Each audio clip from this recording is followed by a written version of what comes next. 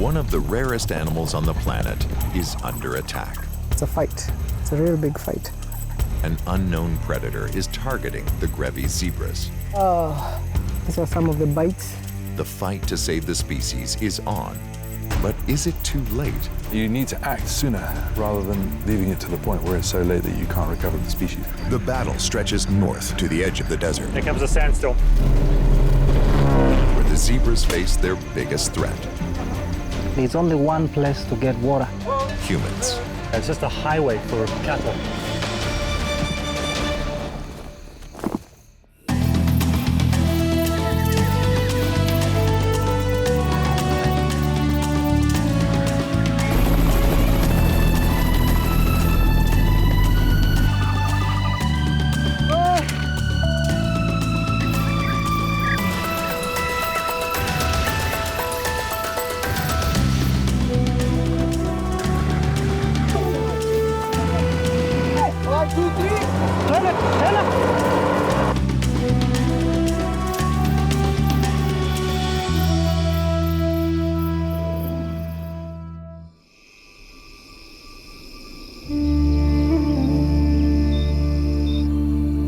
The Grevy zebra is the largest wild member of the equid family.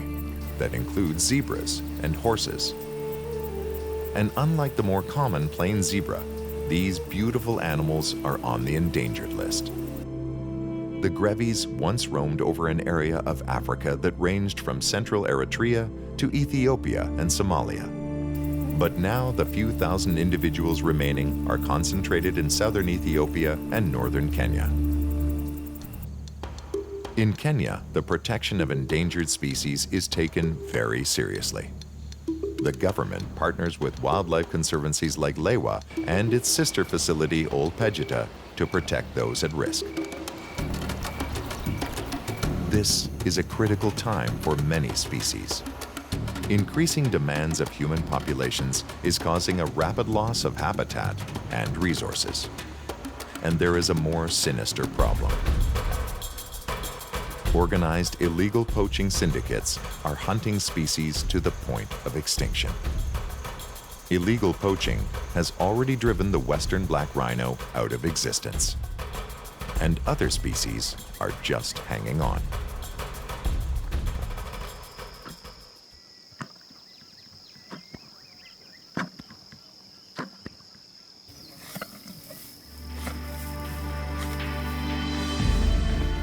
This is the northern white rhino. It is the rarest species on Earth. There are only 5 animals left, 2 in zoos and 3 at Kenya's Ol Pejeta Conservancy. In front of us, we have Sudan. Sudan is 42 years old, and Sudan is the only male remaining in the whole world. The reason the northern white rhino in particular has gone extinct in the wild is because it tended to exist in those areas of Africa which are poorly policed and have been subject to civil war. Furthermore, those are areas where tourism has never been important. And so there's never been a kind of economic incentive to try to look after those species. At the turn of the 20th century, there were hundreds of thousands of northern white rhino. But sport hunters took their numbers down considerably. When sport hunting ended, rampant and ruthless poaching for rhino horn took over. Rhinos are being killed by poachers because of their horns. At the time back, there was a civil war, so people took an advantage of killing most of them. In the case of the northern white rhino, that slaughter was so complete that only a single population survived in Garamba National Park in the Congo. We tried to remove 10 animals from the Garamba National Park in the Democratic Republic of the Congo 10 years ago. And, you know, that was stopped for whatever reason. But the bottom line is that as a result of it being stopped, the number of animals remaining became so low that now to recover that species is almost impossible. With Congo embroiled in a violent civil war, the only safe place for the northern white rhinos was in zoos. By the early 2000s, there were only 8 left in the world, all in captivity. In 2009, an international coalition moved 4 from a zoo in the Czech Republic to Kenya's Ol Pejeta Conservancy. The plan was to reintroduce them to the wild. The hope was that the rhinos would do what they wouldn't in the zoo: breed. The idea was to bring them into a more natural environment in the hope that that would lead to their breeding. You know, there was a lot of hype, a lot of publicity about them coming out, what their future was. There have been repeated matings, but unfortunately, no successful pregnancy.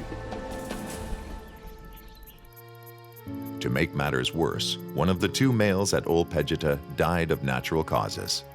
There is now only 1 male left in the world. All the other males have died. That male is Sudan. He is now 42, and with a life expectancy of 50, the hopes for the northern white rhino are fading.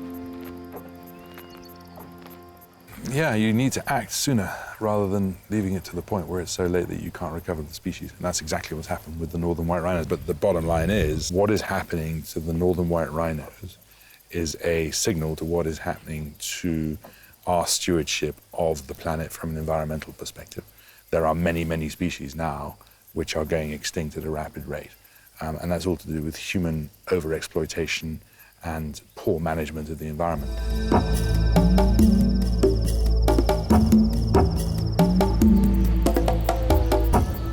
Right now, 1 in 4 mammals, 1 in 8 birds, and 1/3 of all amphibians are endangered. The question now is, with all of humans' capabilities and technology, do we have the ability to save a species from the brink of extinction? Can lessons from the northern white rhino be applied to other species facing the same fate? To the north of Ol Pejeta is Lewa Wildlife Conservancy, home to one of the most overlooked endangered species, the Grevy zebra. The Grevy is the majestic cousin to the more common plains zebra. The species has specifically adapted to the dry, arid conditions of northern Kenya. In just 20 years, 50% of the species has been wiped out. The major reason, human competition for land and water. They currently number between 1,300 and 3,000. The most significant population is at Lewa. Lewa itself holds about 10 to 13% of the remaining population of wild Grevy zebra left alive. So it's a very important population in terms of a seed population, a nucleus population, and a significant part of what's left. Lewa is a protected conservancy with a range of species, including some of Africa's iconic predators. But having those species in a relatively small space can lead to problems. The conservancy opened a protective fence to give the animals more room to roam. But it is unknown if the zebra have moved into their new home. So to find out, the team are about to carry out an aerial census of the new territory.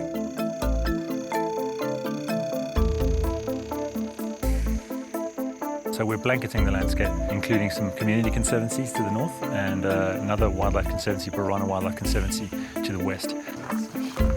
These are apparently rated to To do this, they will fly a transect pattern back and forth across the landscape. And so he lines up his eye with this streamer and he knows that that's the limit of his count.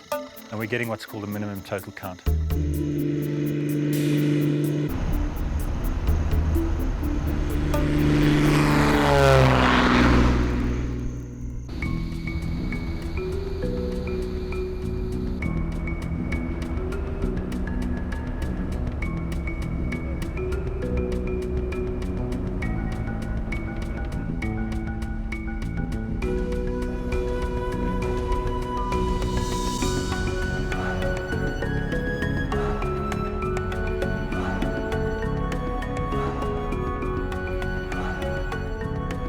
They fly transect after transect.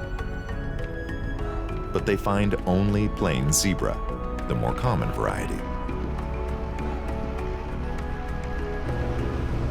Dejected, the team heads back to Lewa.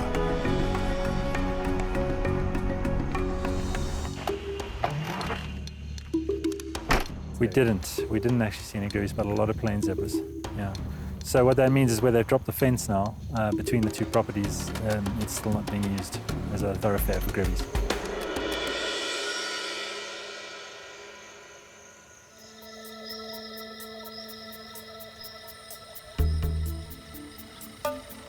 The Lewa Conservancy has an important population of Grevy zebra. This largest wild member of the horse family is on the endangered list. In the last 40 years, the population has dropped over 80%. The well-armed ranger team at Lewa is working to protect the species in the hopes that it will rebuild its numbers.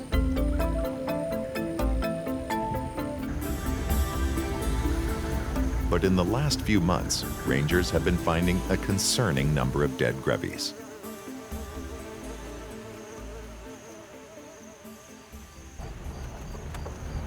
The research department's Ian Lemayan is heading out to investigate a Grevy that has been killed in what seems like unusual circumstances. Yeah. The animal had died in shallow water. The cause of death is not immediately apparent. It looks like the animal was attacked by a predator and then sought refuge in the water. But to know for sure, they need to take a closer look at the carcass. We are trying to get this Grevy out of the water. Lewa has all of Africa's top predators, including hyenas, cheetahs, and lions.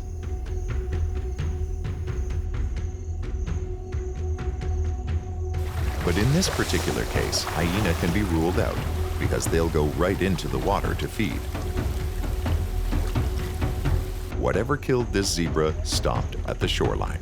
It's sad that we are losing them like this, but predators also have to survive. So it's just nature.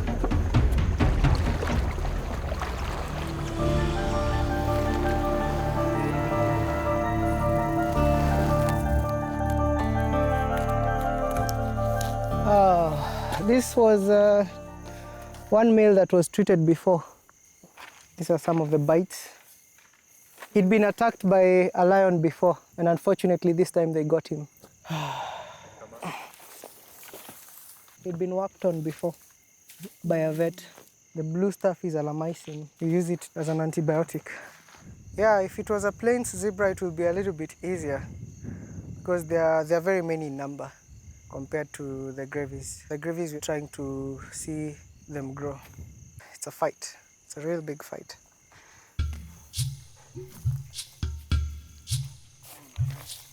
Yeah, let's wrap this up. Santi bana, kazi mzuri. Ian has his answers, and so the dead zebra is left to fulfill one last role in this environment. It's left for the scavengers.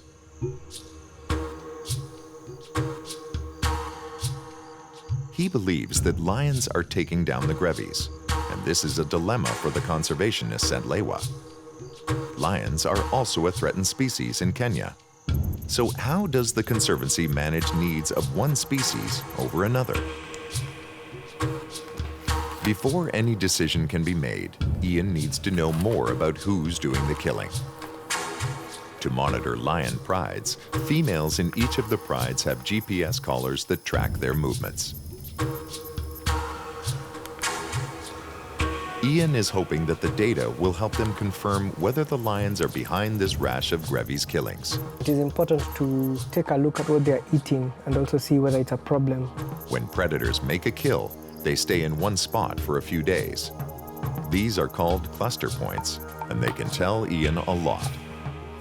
Here is an example of a lion going on this eastern side of the Conservancy. So the GPS directs us to exactly where that point is. So we put the coordinates of that, X marks the spot. Going to look at the locations that we're going to visit. It's going to be Sambara Mlimanugu area. I hope we find something. By visiting the cluster points, they hope to find evidence of what Lewa's lions have been killing. That's okay. Even though he's out on a research mission, Ian takes backup. We have to have an armed ranger with us so that we can be safe. For staff working in the field, predators are their least concern. The bigger worry are prey species that are always alert to any perceived threat. Be careful of buffaloes. Manibali walikuwa siku ile tukiwaonea pale. Elephant, black rhino, and especially the Cape buffalo will attack with deadly force if they feel threatened by the people. This is the first cluster point, and we're looking for any signs of a carcass or a kill.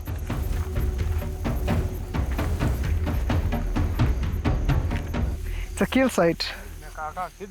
It's a kill site. You can see maggots inside the zebra. This is definitely a zebra. We can't know which type of zebra it was because everything has been eaten up.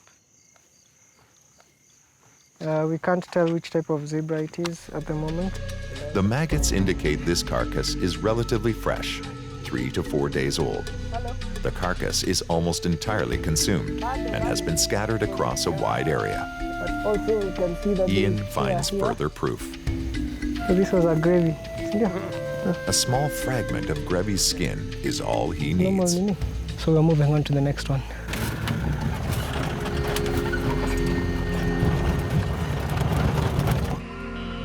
Back at headquarters, Ian monitors lion movements to see if they match Grevy's kills. A pattern is beginning to emerge.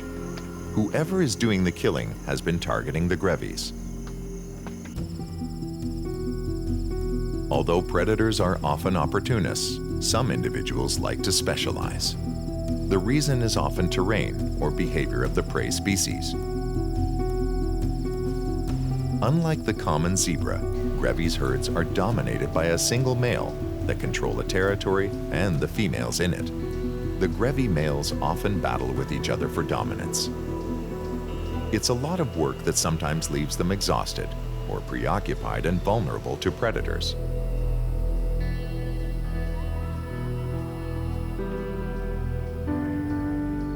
The cluster points all point to a specific part of the conservancy, but the kill numbers are high for the small pride. Ian is looking for the pride's collared female.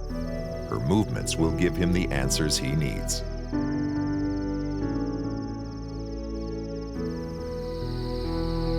The electronic tracking collar is incredibly valuable. Lions can easily hide in these grasses. We're just trying to find a lion. So she's very elusive.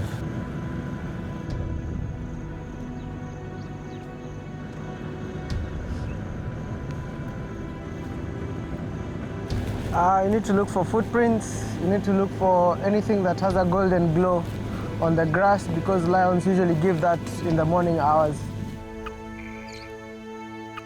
Oh, if she's in the vicinity, we'll just hear a beeping sound.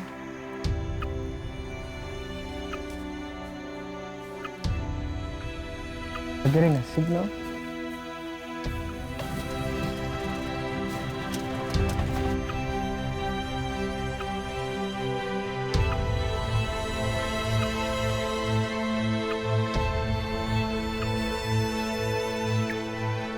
Oh, sawa. Ian finds what he is looking for.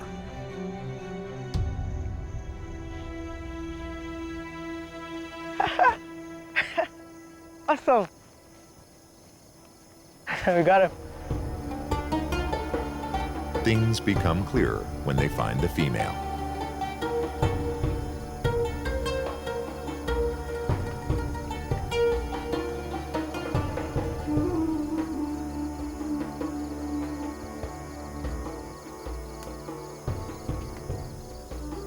She is not killing for herself.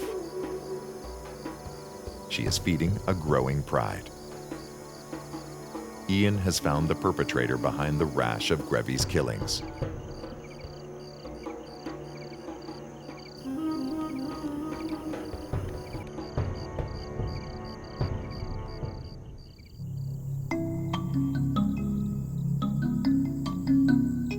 The conservation of endangered species is challenging enough for wildlife stakeholders. But at Kenya's Lewa Wildlife Conservancy, they are contending with a complicated circumstance. One endangered species is targeting and killing another.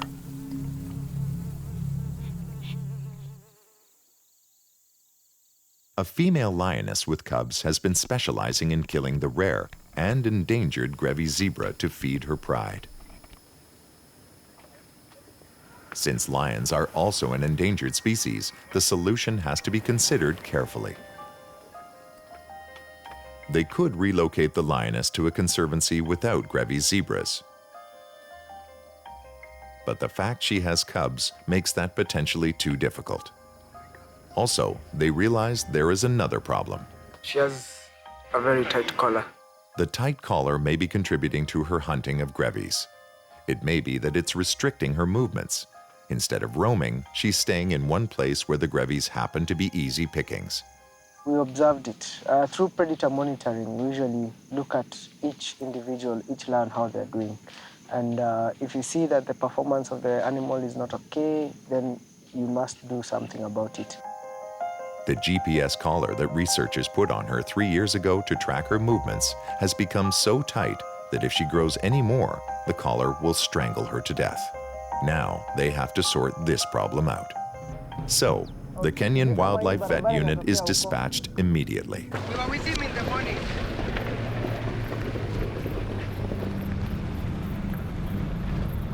To do the job, they'll have to dart her with a tranquilizer so they can safely work on her. That job will be done by veterinarian Bernard Rono. If the cubs were younger, we would not dart it. But now the cubs are slightly bigger and they're in a group with another female, so the cubs will be taken care of.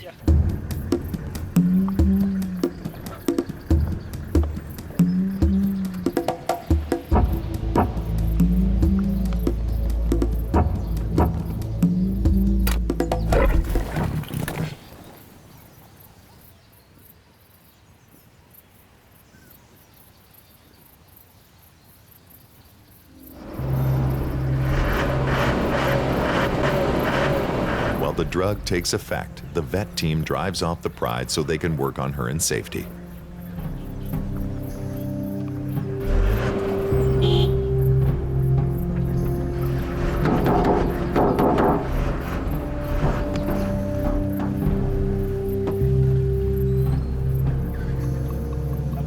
Wameenda wote?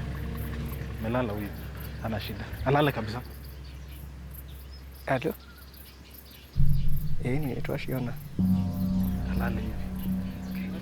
The drug only immobilizes the lioness. She is fully conscious. The towel over her eyes is to minimize stress.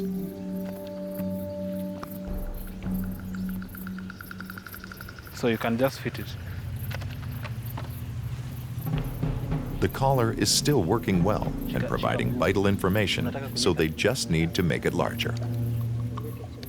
Kwa nini tusikate hii?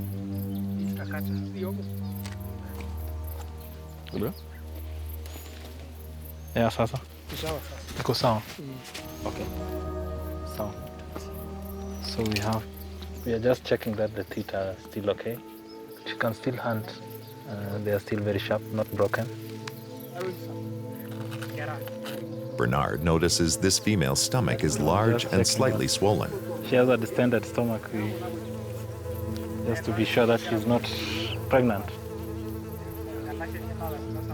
He concludes she is not pregnant, just full of Grevy. The good thing is that she looks well fed and she's not hungry at all, so I think she's very okay. So I'll just give the antidote.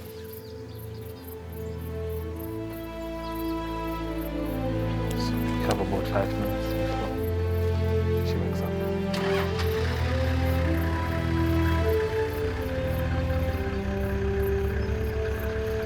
As her cubs anxiously look on from a safe distance, the vet team will stay until the lioness is back up on her feet and they're sure she's okay.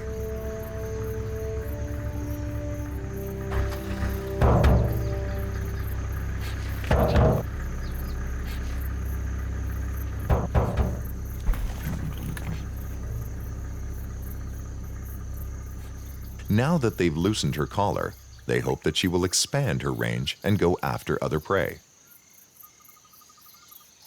But if she keeps targeting the zebras, some tough choices will have to be made in the future.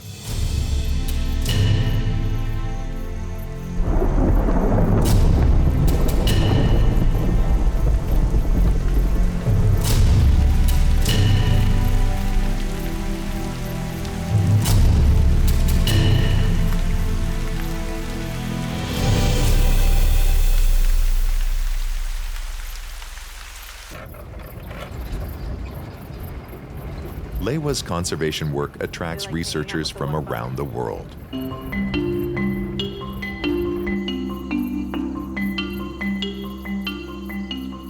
Sarah Haisuu is an ecologist from the United States.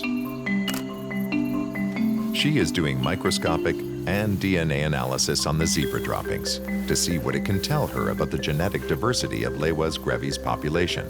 We drove out this morning to look for a herd of Grevies. We're looking to collect fecal samples.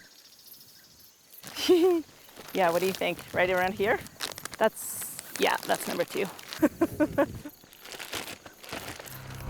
Okay, so how about right here? Basically what we're doing is looking at how Grevies respond to their environment and how that interacts with genetic diversity to influence how healthy they are. The number of Grevies has declined by about 85% since the late 1970s, and the range has also contracted quite a bit. So the range used to spread across the entire Horn of Africa, and now they're only in an isolated portion of central and northern Kenya, also a few in Ethiopia. But with that decline, oftentimes you lose levels of genetic diversity, so we want to understand how that is influencing the population. This one's definitely baby. So sometimes you can tell how fresh it is by if it's still warm. So a bit disgusting, but you can touch it. And that should be enough sample to do, enough of the sample to do the analysis that we need. As research at Lewa continues, the zebras beyond Lewa's border face even greater challenges.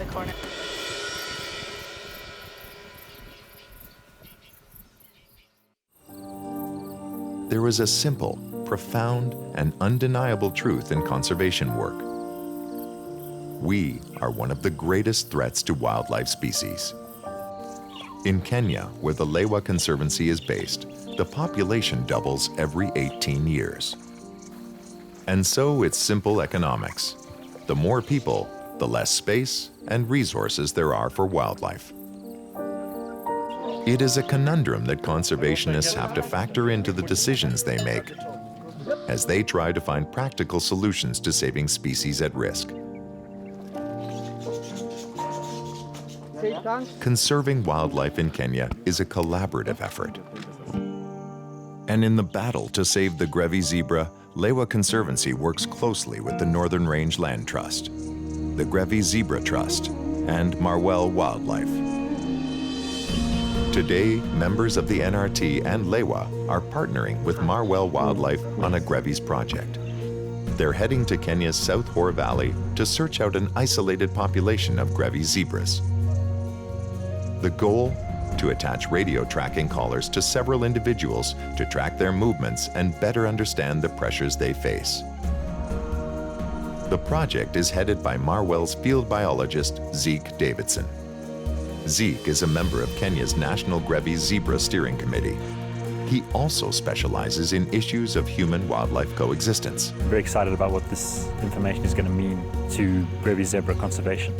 These are incredibly important collars. They're going to tell us about a population that is unmonitored and has only been sort of anecdotally reported in the past. So we're hoping to reveal how they use the Hor Valley and which areas we need to focus on to keep this population as strong as it is and improving. Matthew is our point man. Because the operation involves sedating and collaring animals, Lewa's head vet, Matthew Mutinda, will lead that part of the operation. We can get a lot of water up there, but it's brackish. We're just taking bottled water for drinking. Yeah. The team will endure several days of camping in a rather inhospitable place in near desert conditions. That's our shower. I think I'll put it in my car. I've got 200 liters of aviation fuel on board in the trailer. He's having a light plane fly out to meet them so he can do an aerial survey of the Grevy's range there. I think our biggest challenge for this operation is going to be to find the animals in this terrain, even with an aircraft supporting us. The animals will move and shift through the bush a lot. Our biggest problem is going to be approaching these animals.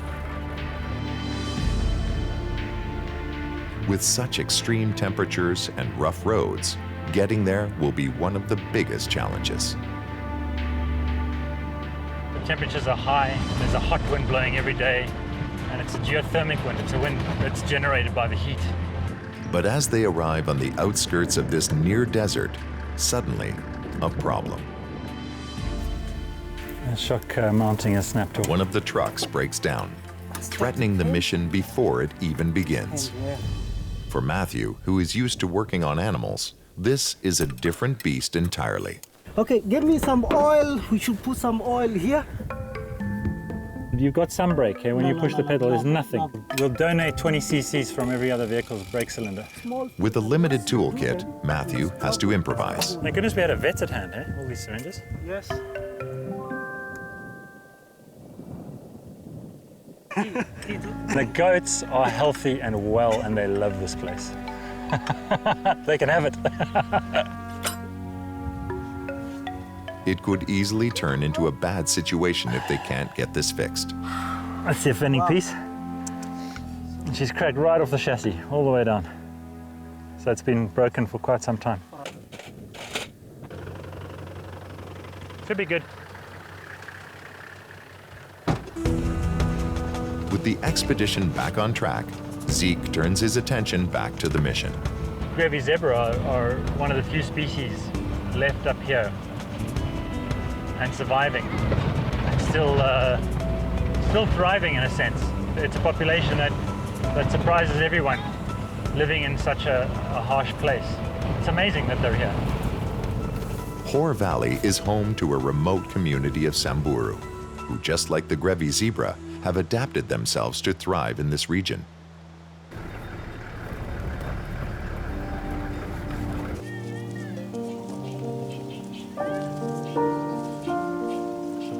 To navigate this landscape, they will need help from the local Samburu community. Central to the community is the one place where it's easy to access water. Zeke and Matthew start their mission here. There's only one place to get water, both wildlife and people. Without the presence of this water hole in this region, then we would have no wildlife. This is a perfect example of how human activity is threatening wildlife. On the edge of the desert, this watering hole is a shared resource. The Grevies and other wildlife have been pushed off by the Samburu and their cattle. They can only come here at night, because during the day, this is what is happening. This place has been stripped by hooves. There's not a blade of grass here. If you look back through here, it's just a highway for cattle. While the Samburu respect wildlife, their cattle are the priority. There is definitely conflict here. And that's why the Grevies have to drink at night.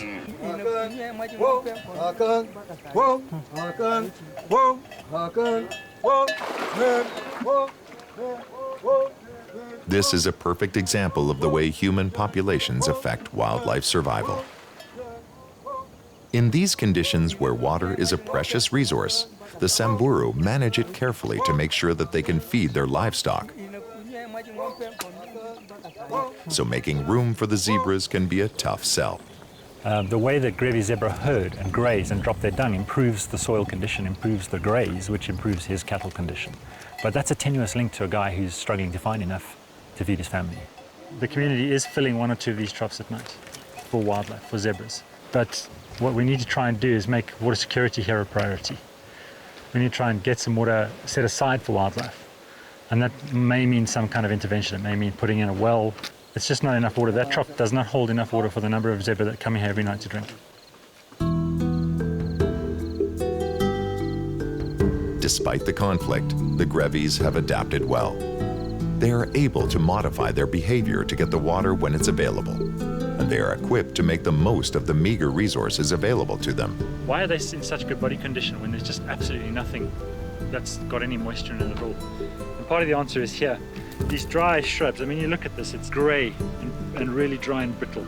But when you scratch off the surface, there's the green, and that's what they're eating. This is the dung of a youngster. Look how fine that is. And it's a really dense dung. It's got nothing left in it. They've used it well. And that's what's sustaining them. These guys, on a scale of 1 to 5, they've got a body condition of 4 at the end of the dry season. I mean, this is a good place for Grevy zebras. This is really hard to make a living out of such a place. They really have to have some respect for that animal.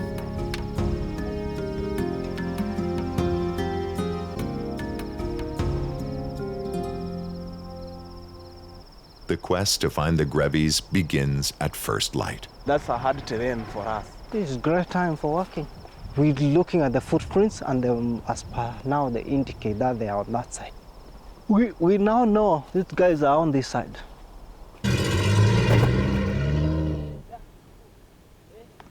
With local Samburu joining the crew, the day begins and the hunt for the Grevies is on.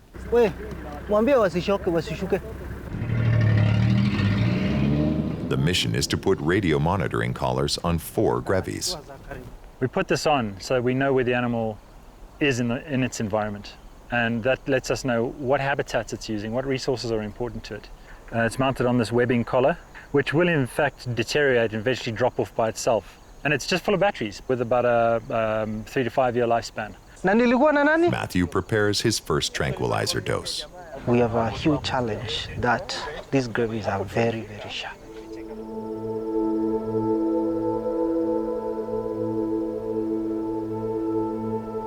We're really challenged here to find these animals in this terrain. If you look into this bush, you'll see that it's just an impenetrable wall of thickets. It's literally needle in a haystack.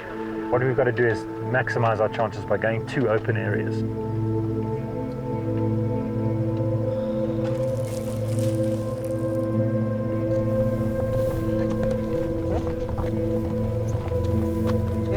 Yeah, like that is 52, but still we can get a shot there. You try to box them kati-kati. We need to have at least a distance of 50 meters for us to be able to get a shot. Sijui, unaweka ndume? They are too clever. They just went the opposite way.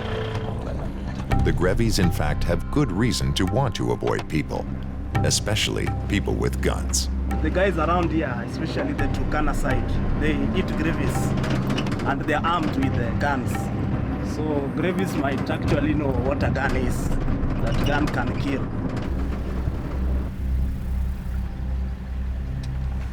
With these animals refusing to cooperate, the crew makes the difficult decision to try to find another group. So I think one of the best things we can do is go to one of these little hills. We'll go to the road and head for a hill high ground.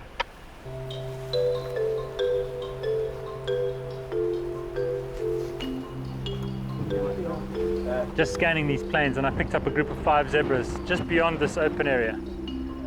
And they were moving in towards this dry riverbed that runs away from us. Spotting Grevies from the hill is encouraging, but of little value for actually catching up with the animals. This is when we need an airplane. Right now.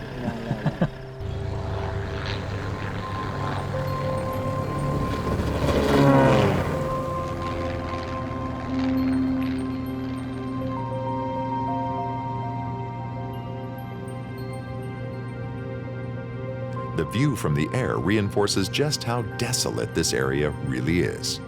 They can see for hundreds of miles, but there is very little to report. Because if this side is full of people, they might just go for the other one. Kuna mtu akona GPS hapo? Do we have any other zebras in the area? Finally, they spot a herd. Okay, we have the zebra visual and we have the vehicle visual. Roger, that's good. But as it turns out, the herd they see from the air is the same one they've already been chasing. Do we have any other zebras in the area? At the moment, we cannot see any others, just the 7 that you have in front of you. The pilot sets the plane down just in time for a windstorm. We've got 20 to 30 knot winds, and on the ground that means a lot of dust. The whole horizon is getting a bit hazy with the dust, and there's also the heat. Not far away from here I can actually see the capture vehicle moving through the bush just behind a group of Grevy zebra, which he's been dogging all day trying to get up to. So we're heading into a period of the day where darting is going to become more risky. We'll probably try not to put any animals at risk. It's really tough. It's very tough. We chose a tough group and we pay for it. So what we'll do now is we'll probably go back to base and wait out the heat of the day. Hopefully the winds will drop this evening and we can try again. Here comes a sandstorm.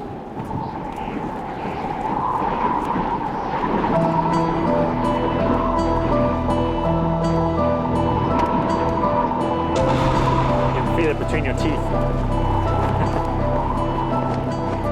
Miserable living conditions. Crazy. Yes, we'll come to the hatchery. The wind has died down, but Matthew shuts the operation down for the time being. It's a very hot day, and it's very hot environment. So sometimes if the temperature goes beyond a certain point, it's of harm to the animal. One Samburu will keep tabs on the herd so they can try again later. But so far, this mission hasn't even gotten off the ground.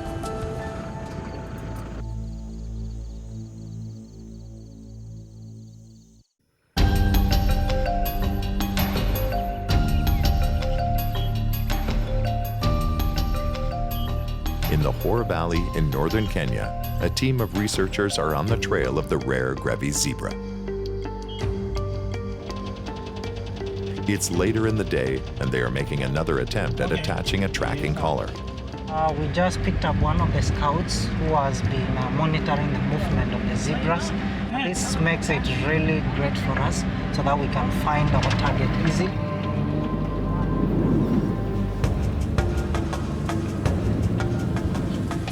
Sure enough, it doesn't take long to get back onto the trail. Fresh yesterday. What gives me hope ni kuwa hii wanyama iko mahali. So we're trying to look for signs. Yeah. So we have found poo and we have found footprints. Matthew and the crew track the animals down. Now it's a matter of getting close enough to the skittish animals to dart one of them.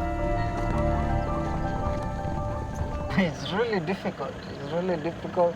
The zebras are here, we are here, the collar is here, but they won't stop. The uncooperative animals continue to frustrate Matthew and the team.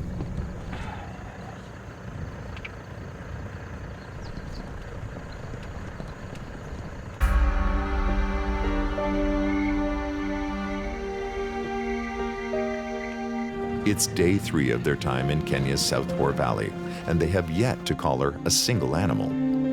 They're on the trail of yet another group. This time, Matthew is determined not to let them get away. He decides to attempt a long shot. I try to measure because I know what the gun does.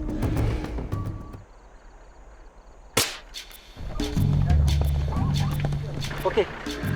Yeah, we have had a successful hit.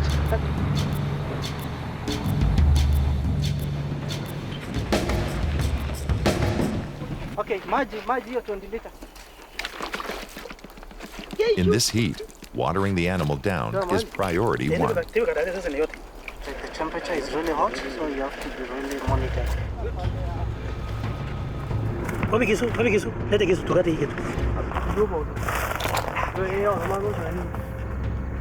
Sawa. There you go.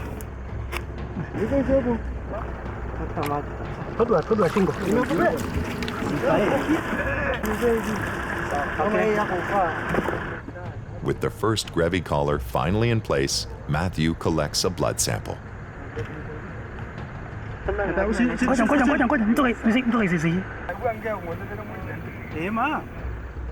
They check the fitness of the zebra thoroughly. The collar will be active for 5 years, so they want to make sure that they've picked a healthy candidate. Okay. Achilia kidogo.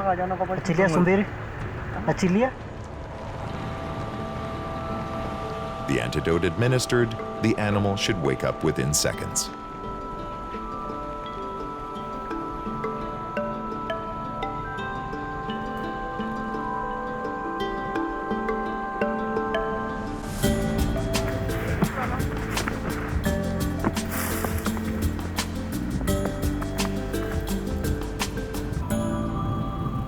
With one animal collared, the crew's mission is back on track. But the task has proved more difficult than planned.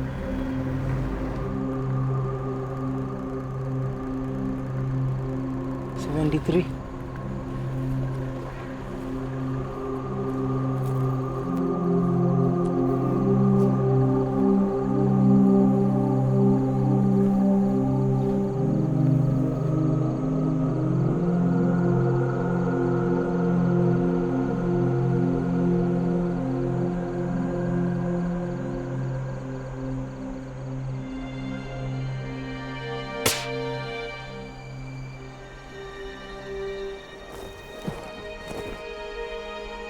a frustrating late-day miss, and now the animals will be even more spooked.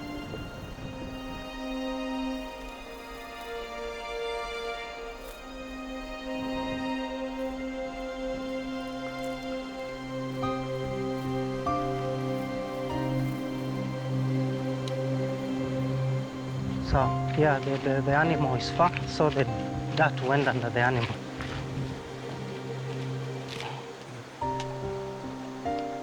Wow, we're gonna try again, Martin. We think we have a chance. Time is running out. Once the sun hits horizon, this mission will be over. They need to place one more collar to ensure that they get enough data. Okay. Let me try one more. Very kidogo. Will he make the impossible shot? Or will it be the final defeat for this ambitious project?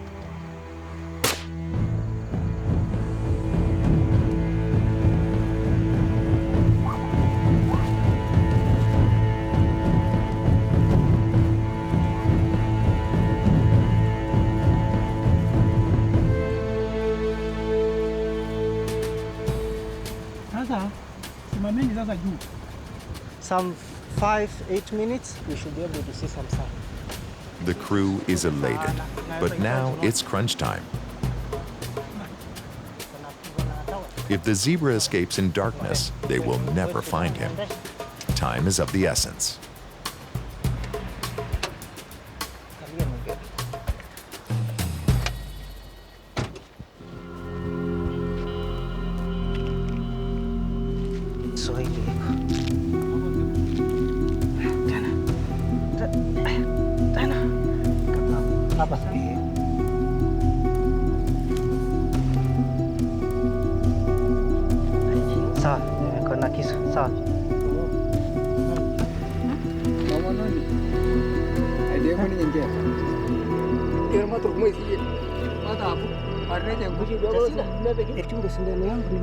These are small steps in a much larger battle. The Grevy zebra population has declined more than 50% in less than 20 years. Yeah, that's very critical. The Grevy is a beautiful animal. Each one is unique. The stripes on their rump are as individual as human fingerprints. And now, conscious effort is needed to make sure those are not erased forever. Well, we gave it our best shot, and we got 2 zebras. You're going to have to be happy with that for now. Okay. Great.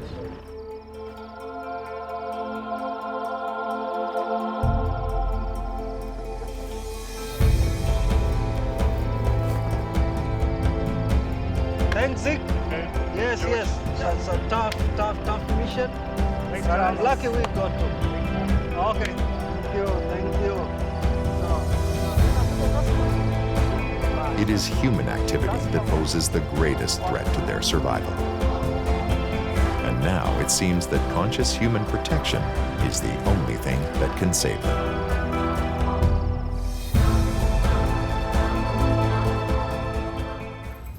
When land and resources are up for grabs, the human population will always win. There's so many things that can go wrong. And when 2 species come into conflict, it becomes an emergency. I think we move everybody. This is a classical example of a human-wildlife conflict. Kenya's conservancies are fighting to preserve nature's wild spaces. We need to give them a really huge respect. Conservationists are sounding the alarm, but can they make the case that wildlife needs space to survive too?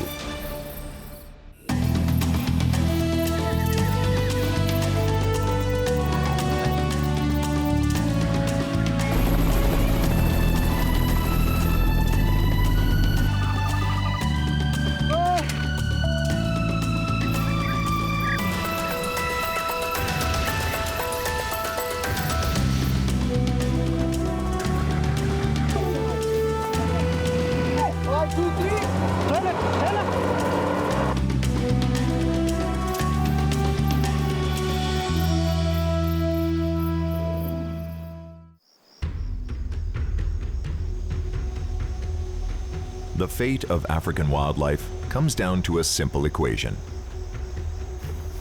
The more people a country has, the greater the requirement for land and resources.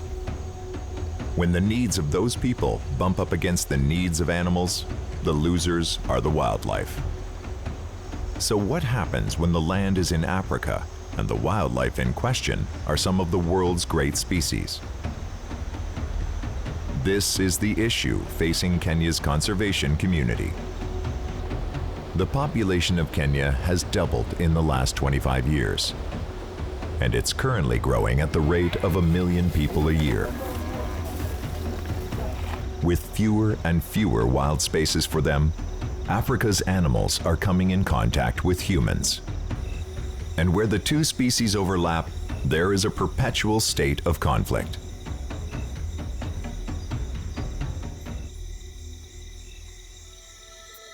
In Kenya, when humans and wildlife come into conflict, the conservancies step in. Their goal is to protect the wildlife and reassure villagers that they are safe. Today, staff of Lewa Wildlife Conservancy has received a call from a nearby village. 296. A leopard that has been hanging out around the village attacked 3 people this morning. The attack was severe enough to send them to the hospital. Now it's run into an abandoned house and won't leave. The villagers are angry and scared.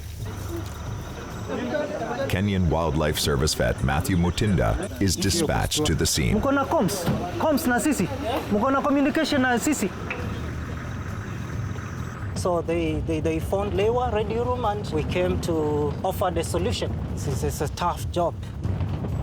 Matthew needs to get there before the leopard or one of the villagers ends up dead. Once you get such a call, it's always an emergency. It's an emergency in the safety of the community and on the animal. The story is a few goats have been lost in the vicinity and it's an abandoned house. So he's a young guy, he's not very wise into the ways of the world. The villagers have livestock, so it's not a surprise that a leopard would go after an easy meal. What is unusual is that the leopard has stayed in the village. This is an indication that the cat may be injured or ill. Matthew's years of experience are important here. He's going into a tense and dangerous situation, which is made more unpredictable by the fact that the leopard will likely be in an agitated state. It's very hard, I'm telling you. It's an animal in a confined place. The realistic thing is to stay far, observe, and make up a plan. As always, Lewa wants to solve this without killing the leopard. The plan will be to tranquilize and relocate the animal. That job will be handled by wildlife specialist Batian Craig. That's the house there? A crowd has been gathering since morning. But for the Lewa team, all these people are a major safety risk to the operation. You have so many things to balance. You've got to be careful. There's so many things that can go wrong. The animal can bolt out of where it's hiding and attack the people. The people can get impatient with the animal and try and attack it. Those are 2 of my greatest concerns. We have to really move fast.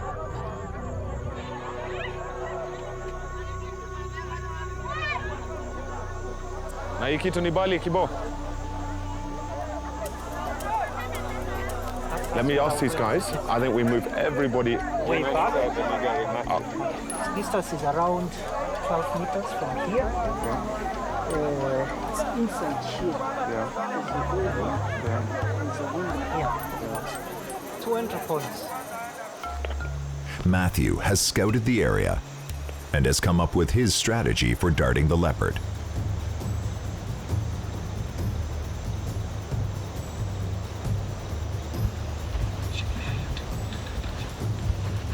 Matthew prepares the tranquilizer.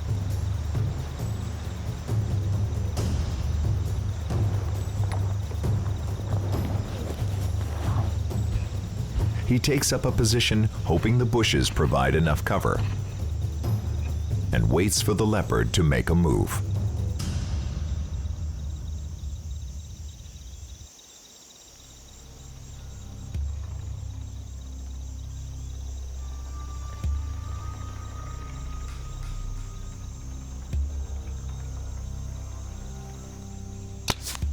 The shot is successful.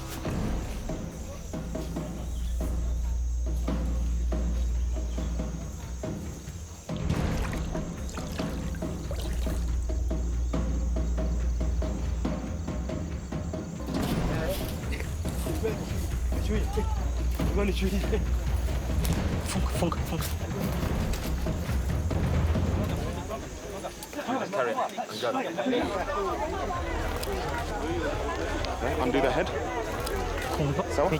Batian will take the animal in his vehicle and drive deep into Lewa, far away from the village.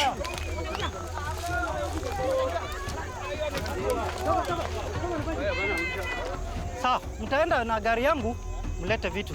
Sawa?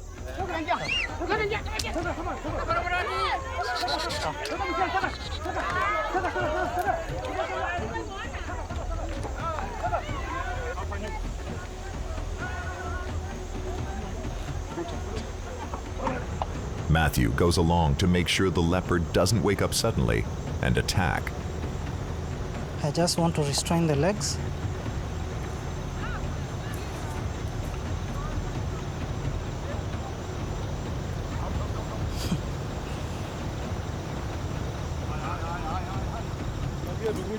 The success in clearing out the leopard sends a powerful message. Not only can Lewa be counted on to protect the wildlife, but it will act in the best interest of the community as well. The plan is to keep him as central on Lewa as possible so that he won't find his way out into the community area and cause any more trouble. Okay. Martin.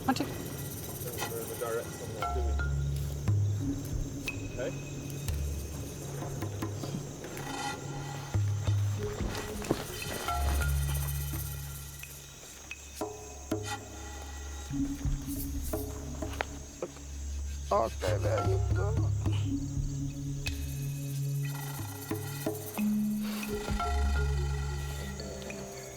Kidogo kando tu. Be careful, guys. While the leopard is immobilized, Matthew does a quick exam and takes blood samples. When you're there, the guy is breathing so well, but he looks young and fit. You can't see any injuries. The tail is good, the eyes, the ears. Hi. Let's go.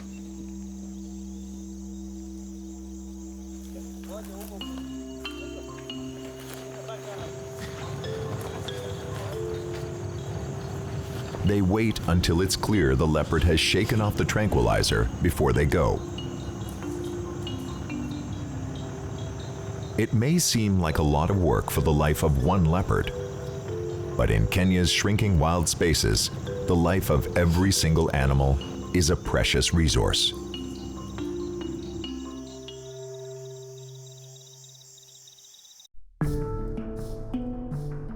Even though human populations are grabbing more and more land, there are still places in Africa that remain wild and appear to be in a healthy balance. The presence of these protected spaces is a sign that the governments are aware of the threat that our species poses to one of the great ecosystems on the planet. If we want lions, elephants, rhinos, and the other great animals of the continent to exist and thrive, the reality is that we now have to plan and manage both the human factor and the animals. Even in the most wild of spaces, the movement of humans through that space becomes a factor.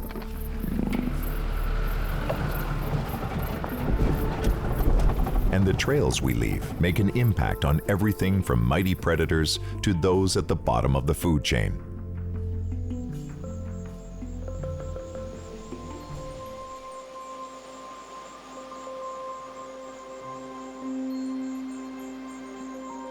For creatures like this dung beetle, it takes only one small road to make a huge impact.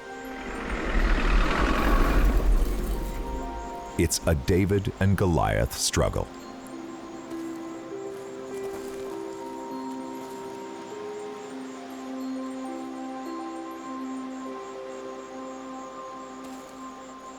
Finding space to exist undisturbed is an uphill battle.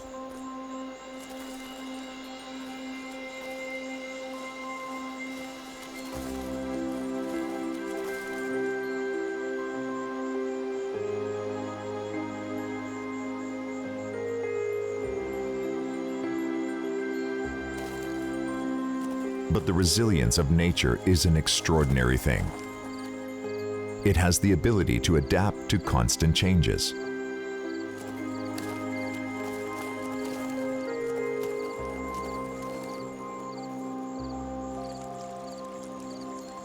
But those unable to adapt or change face a more uncertain fate.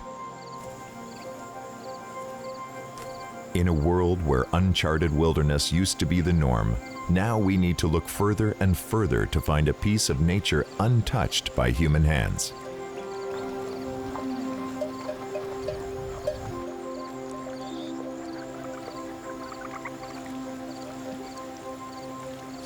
But even though there is scarcely a corner of Africa untouched by humans, there are some spaces where people and wildlife are coexisting successfully.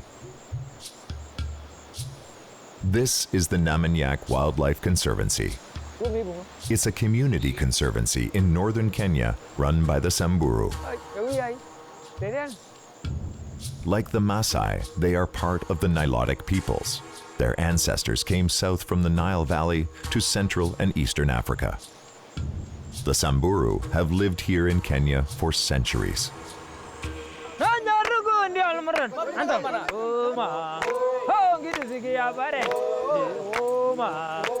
They have one foot in their traditional past and one foot in the modern world. By tradition, the Samburu are pastoralists. They raise cattle, goats, and sheep. In many ways, they still live the way their ancestors did.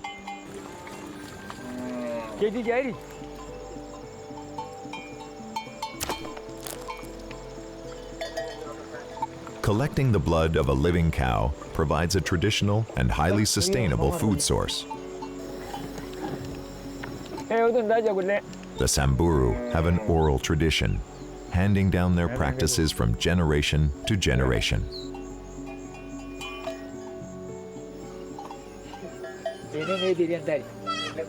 As crucial as their livestock are, their lifestyle also depends heavily on the surrounding natural world.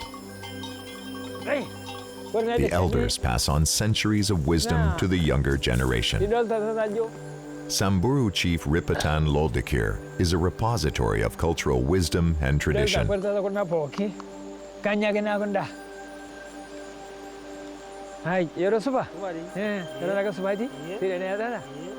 Chief Ripatan continues to follow the traditions that keep him and his community tied to their old ways.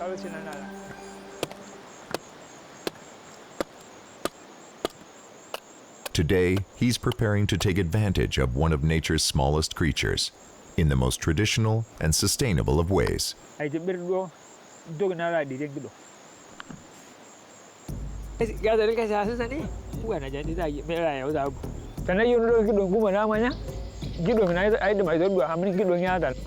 Chief Ripatan is going to collect honey as he was taught to do by his father, and as he's been doing it himself for over half a century.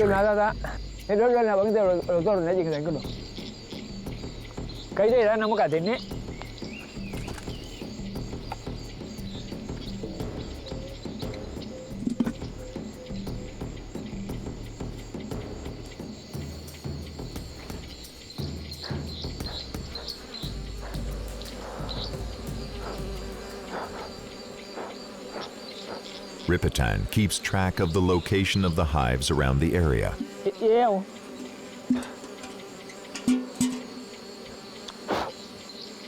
The next time he collects honey, he'll choose a different location so that his hive has time to recover.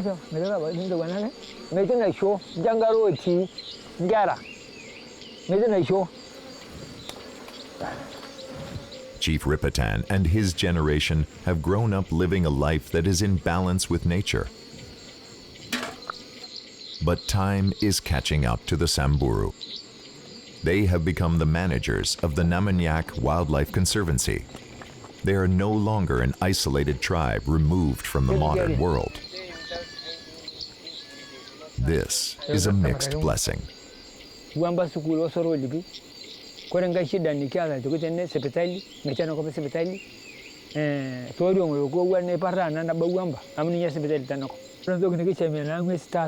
One goal of Lewa and the NRT is to encourage conservation and education without being too intrusive.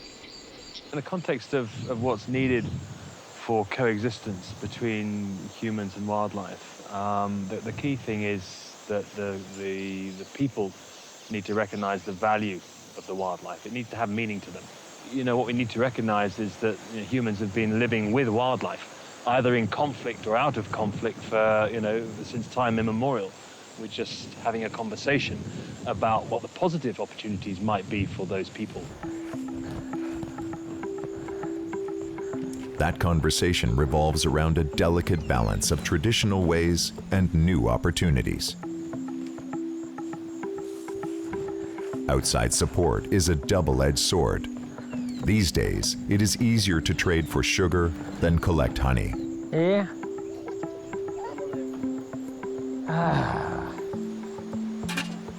The elders are seeing less interest in traditional ways from the young people.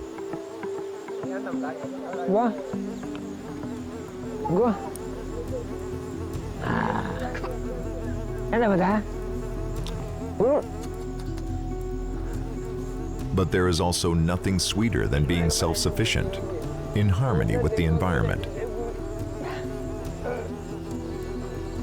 Change is inevitable. But what do we lose if the ways of these traditional people are gone forever?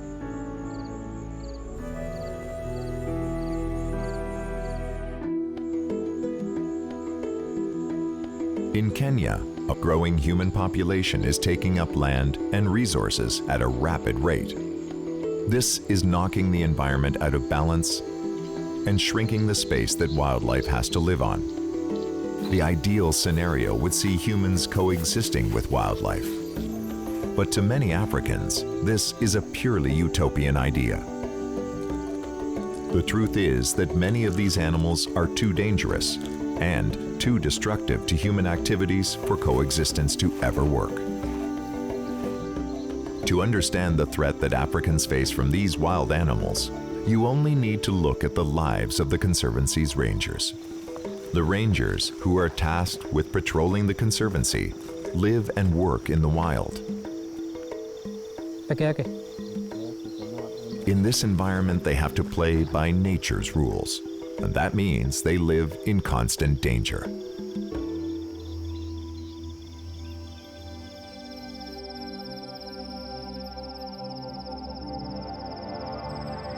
These field rangers live self-sufficiently in designated wilderness outposts throughout the Conservancy.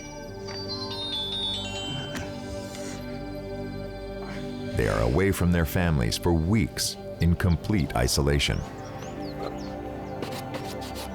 These rangers are tasked with protecting rhinos that are under constant threat from poachers. A threat that is so immediate that each of the Conservancy's rhinos needs to be visually sighted every 3 days. Like the Samburu herders, their job brings them into constant proximity of all of Africa's wildlife.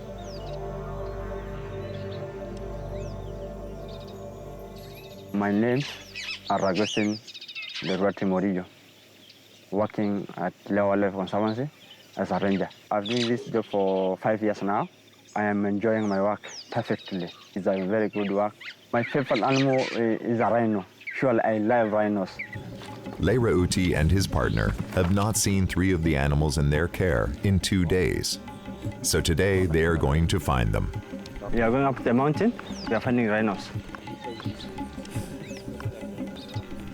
And now we are ready to start our work, start our journey. This road helps us to see any crossing of buffaloes, rhinos, or anything else. In spite of the risks, these rangers don't carry guns, and that's by design. Buffalo max. This is a very dangerous animal that you have to keep him away from you because it's a very dangerous animal in the wild. So we don't know if there's something behind the bush. In the past, armed rangers would fire warning shots when confronted by an animal in the wild. But too often, instead of fleeing, the animals would charge and the ranger would have to shoot it, or try to. A buffalo is a difficult animal to kill when it's charging, and often the ranger would wind up being injured. So the Conservancy adopted a centuries-old low-tech approach used by Samburu herders. The rangers throw a rock or a wooden club, and without the element of confrontation, the animal's natural instincts kick in and it flees. With their traditional method, the staff at Lewa figure that injuries to rangers by wildlife have dropped 80 to 90%. It's okay, it's okay. You're just calm.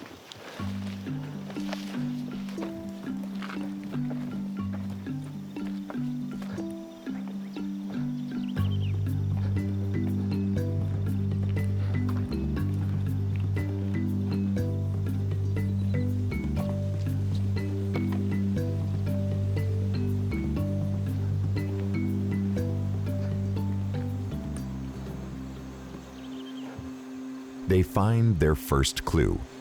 The footprint of the rhino, a black rhino. But is this print one of the animals they're looking for? This is the black rhino territory. From the top of the hill downwards to the fence line. There's no any movement here. So we are going up the hill to see whether we should see anything. The team needs to reach higher ground to survey the vast landscape.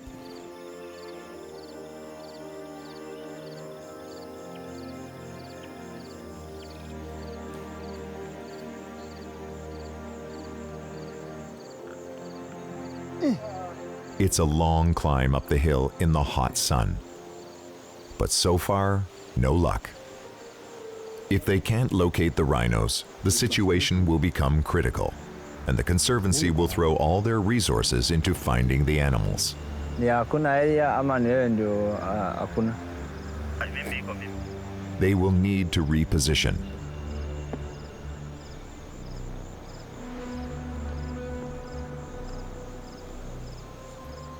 Tamara.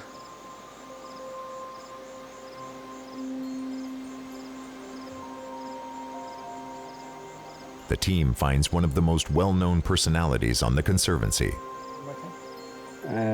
Now we see one white rhino, and we already identified the rhino. His name is Imado. That's the big male that we have in this area. Normally, you'd have to get closer to identify an individual rhino, but this guy has a very identifiable characteristic. When Imado was a baby, the hyena tried to go with his ear and left the ear hanging, so it's easy to identify it. While he is a welcome sight, they are not any closer to finding the 3 individual black rhinos on their agenda. I'm trying to look if I will find any black rhino, because during the night they come up to the mountain. During the day, they go to the plains. If they can't find these 3 animals today, they will have to sound the alarm. If the rhino is not seen for 3 days, we call the reinforcement team. I see one rhino far away in that plain. There is one rhino there, very far. So it's now we go there. Today, these rangers walked for miles without spotting many animals. When people started to move into this area of Kenya, they needed land for farming and ranching. The wild animals wandering through, attacking people and livestock, were considered dangerous pests and too dangerous to make coexistence possible. So hunters were brought in to wipe them out by the thousands. To people settling the land, there was no ambiguity. In order to survive, humans had to bend the land to their way of living. It was survival. Today, this is the result. There are so few rhinos that each one needs caretakers like these 2 rangers. Because I saw rhinos and I want to identify them, first of all, I must go opposite of the wind. So the good way is to go like this.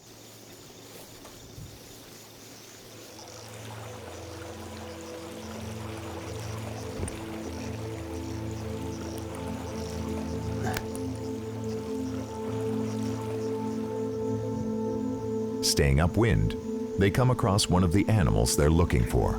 Yeah, it's a black rhino. It's a black rhino.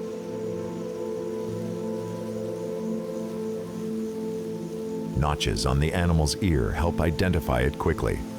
I identify the ear notch. The left ear, we count five at the down. The middle This is not a job you want to linger over. Every second they stay, they risk the rhino smelling them and charging. Roger 17. Chukua sabu area.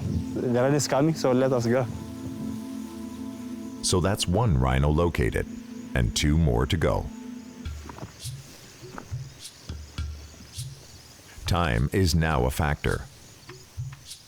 It's almost midday, and in the afternoon heat, the rhino tend to find some shade and sleep. That will make them even more difficult to find. The wind is running all directions. They smell us, they run away. The next 2 rhino on their list are a mother and her baby. Yeah. This pair could be the ones they're looking for, but they are too far away to identify. We are trying to approach the rhinos in front of us. Already we know they are black rhinos, but we don't know their names. A black rhino with a baby actually is very, very dangerous. Very dangerous. A black rhino with a baby is a very dangerous animal.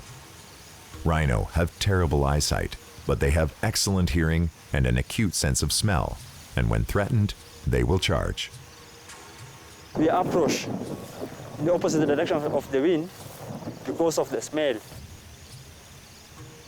Anyone in their right mind would walk in the other direction.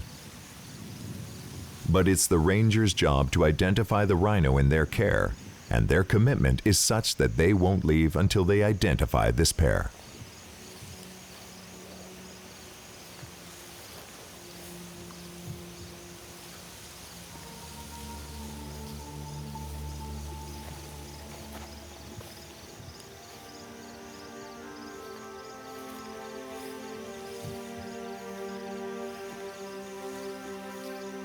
The 2 are identified as the rhinos they've been looking for.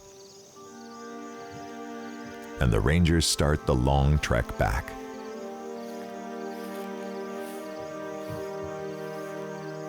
So the rhinos are there, quite fine. They are just enjoying the green pastures. Today, several teams like this one are reporting their findings to Lewa headquarters. Roger, after enough.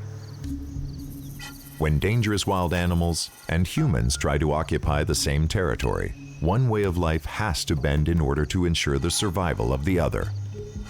In conservancies like Lewa, although our species manages and patrols the land, as much as possible it's the wild that rules these areas. But when an individual animal within Lewa's boundaries becomes a threat, life gets complicated. And this is exactly the scenario that Lewa is about to face.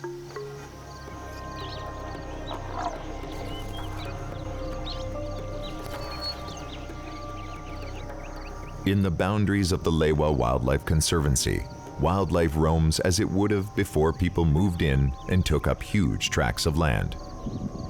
The goal is to let the wild animals live undisturbed. But even under those conditions, the reality is, conservancy boundaries are finite, and sometimes animals can become serious threats to the people who work there. When that happens, the animal has to be managed. The Cape buffalo is one of Africa's Big Five. It's one of the most dangerous animals in Africa, nicknamed the Black Death. If threatened, the buffalo will charge, and it doesn't back off. This is not generally an animal you want to get close to.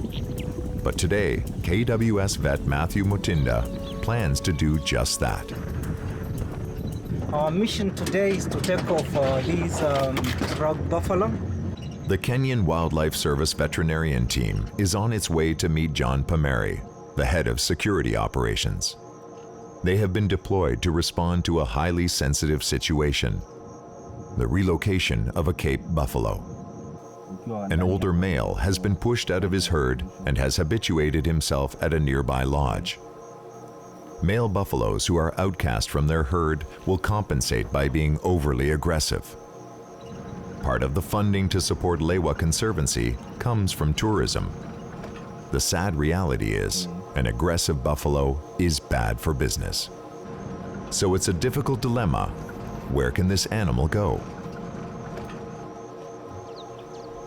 We are here for a specific mission to take out one of the buffaloes. The African Cape buffalo is a huge temperamental animal. A plan is made as the team gathers and the area's rangers share their last sightings of the animal. Matthew learns that the buffalo has been captured and relocated in the past, and its horns trimmed as a safety measure. But he's found his way back since, and his horns have regrown. So we just have some more vehicles. We hope we get it.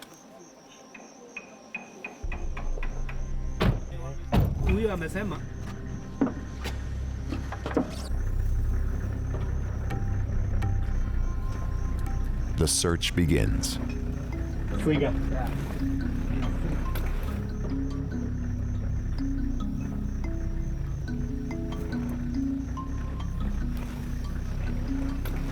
Even though this old male has probably been pushed out of his herd, it's likely he'll continue to try to return to them. So Matthew and his team are going to start their search by locating the herd. The herd was last sighted past an exclusion zone. The electric fence keeps elephants and giraffes out to protect vegetation. But today, it just makes their job all the harder.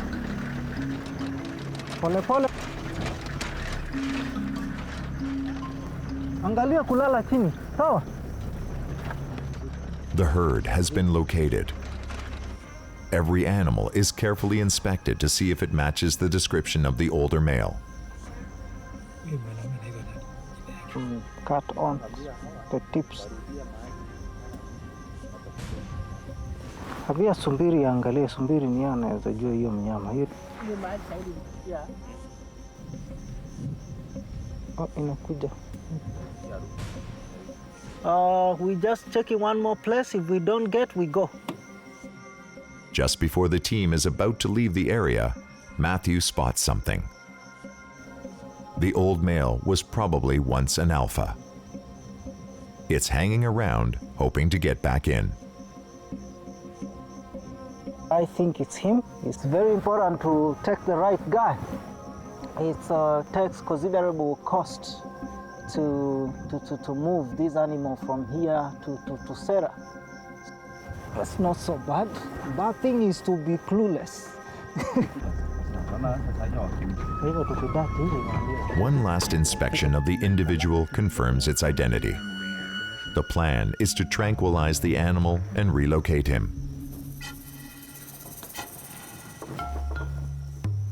This is a crucial time. The team must remain quiet and calm so as not to spook the animal. If it is panicked and runs into the bush, they might not be able to locate him in time to inject the necessary antidote, and the buffalo would likely die.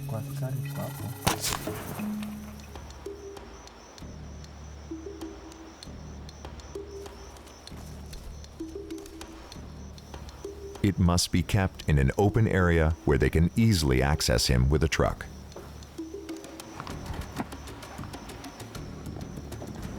The tranquilizer is starting to take effect, and the team moves in.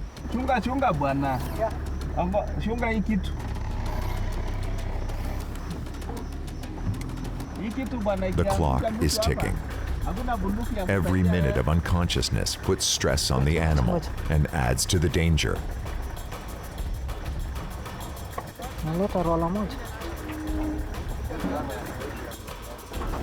This buffalo has been immobilized.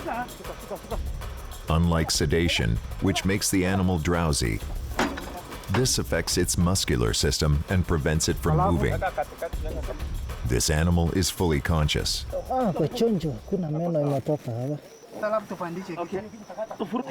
The animal is choking. Okay. Ngoja. Harakisheni ndugu yangu. Be careful, he can wake up and run over you. Getting a 1-ton mound of flesh up a ramp is hard, even with a team of people.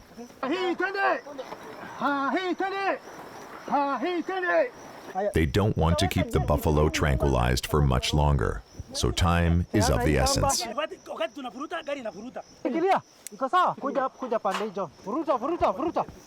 A pulley system is rigged to help pull the animal onto the truck.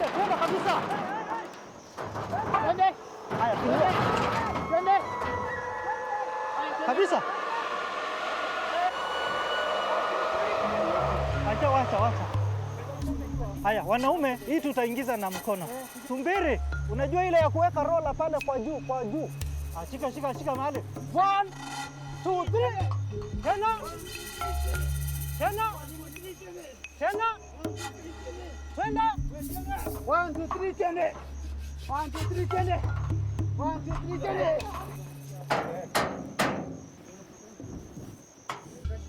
Matthew administers the antidote. We'll revive the guy. The buffalo will be awake for his 4-hour journey.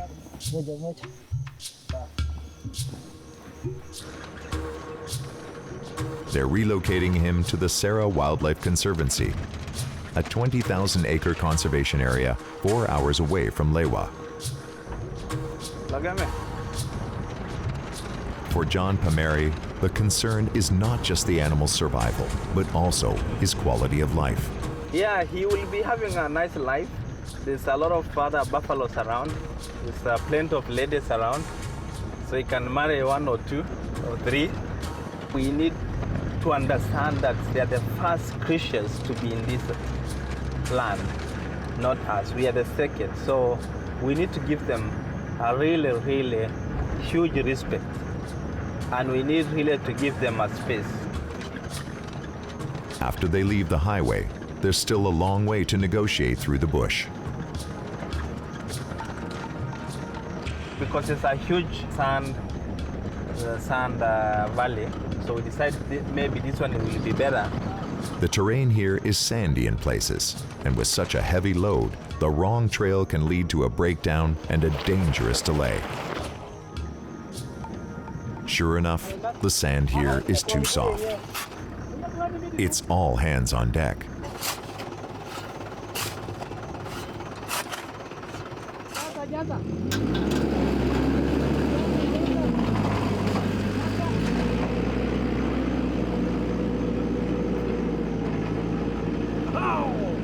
The bush tactics.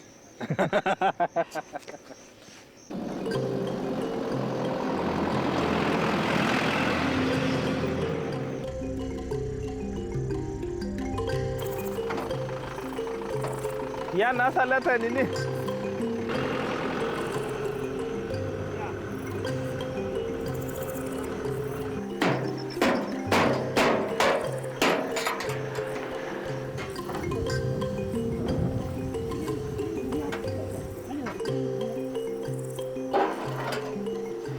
Nearly a dozen professionals have dedicated an entire day and countless resources to the well-being of a single common animal.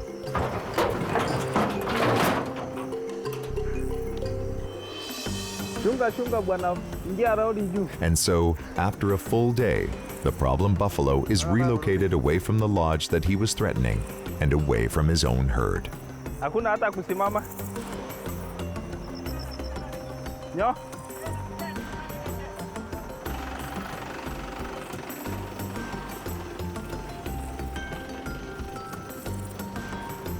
Here at Sarah Conservancy, he'll have another chance at a dignified life. And he may even contribute some genetic diversity to the local population.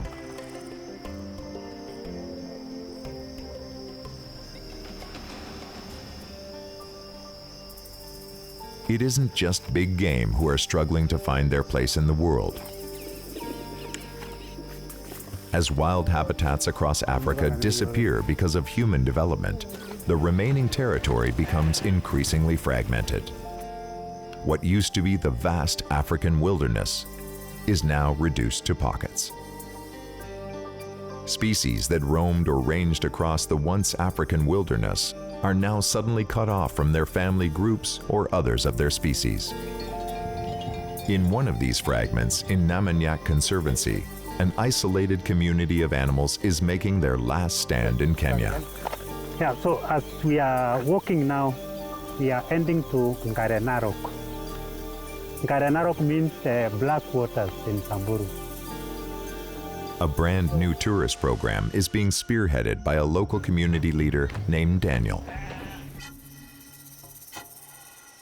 Daniel is leading an armed team to check on a precious population of wild Diaries monkeys. He's hoping to generate some income for his community, but he's also driven by a desire to preserve a species he loves. Those kinds of monkeys are unique. They are not found everywhere. So people can come and learn about the Diaries monkey. The Diaries monkey is not rare, but until recently, it was assumed there were none east of Kenya's Great Rift Valley. A recent survey discovered a population of about 250 in the remote Matthews Range.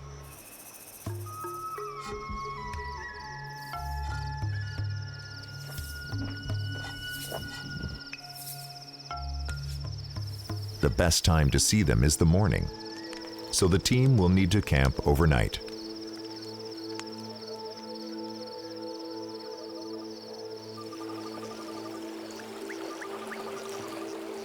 Today is another morning. We woke up very early in the morning at around 5. And this is now our best time to go and see where the Diaries monkeys are. What is happening to the Diaries is a perfect example of what's happening to many species.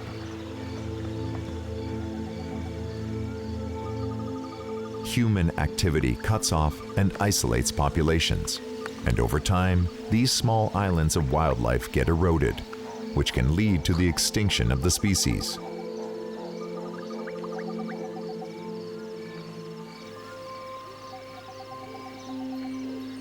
This population of Diaries is new to conservation researchers, but to the locals, they're a familiar presence.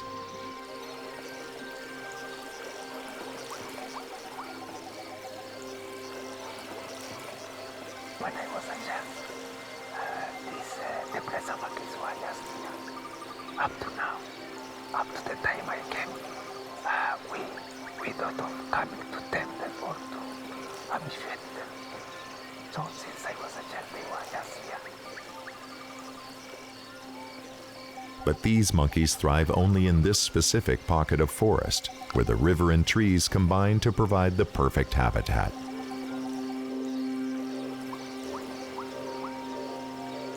They eat the fruits of these trees, and also they sleep on top of those trees. But it is vital to their survival that this fragile habitat remain untouched.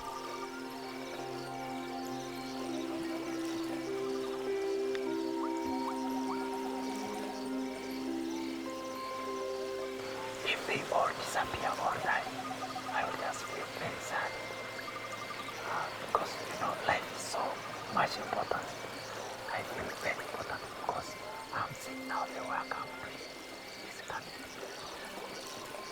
Is coming to be something will be known all over the world.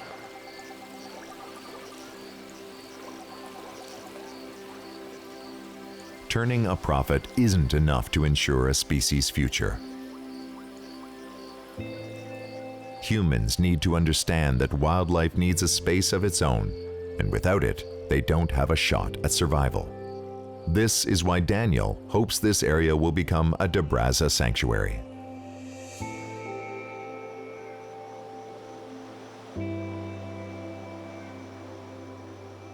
In Kenya, for the people on the front lines of conservation, it's no longer possible to leave things to chance. As the human population continues to grow, grabbing up land and reconfiguring what were once wild spaces, both wildlife and wild spaces need champions to fight for them. A part of Lewa's strategy for preserving wildlife is to convince people that there's an economic value to preserving it. It brings in tourist dollars to boost the economy. But what about the intrinsic value of wildlife? Back at Lewa, there is a meeting to negotiate grazing rights for the Samburu. If not properly managed, livestock can destroy an ecosystem and threaten the survival of other species.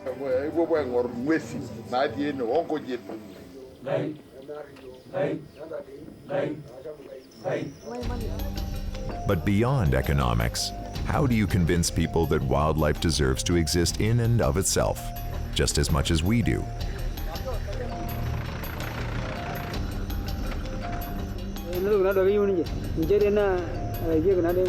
Sometimes the best way to change perception is to have people encounter wildlife firsthand.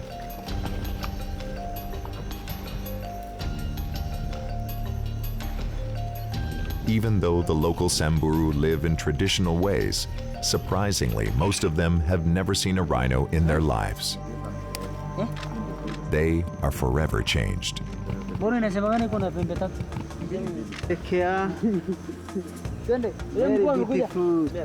In Kenya, conservationists are working to build this kind of consciousness to ensure that wildlife has a place to survive. If the community conservancy model and concept can continue to be the success it's been for the last 20 years, then wildlife has a future in this country.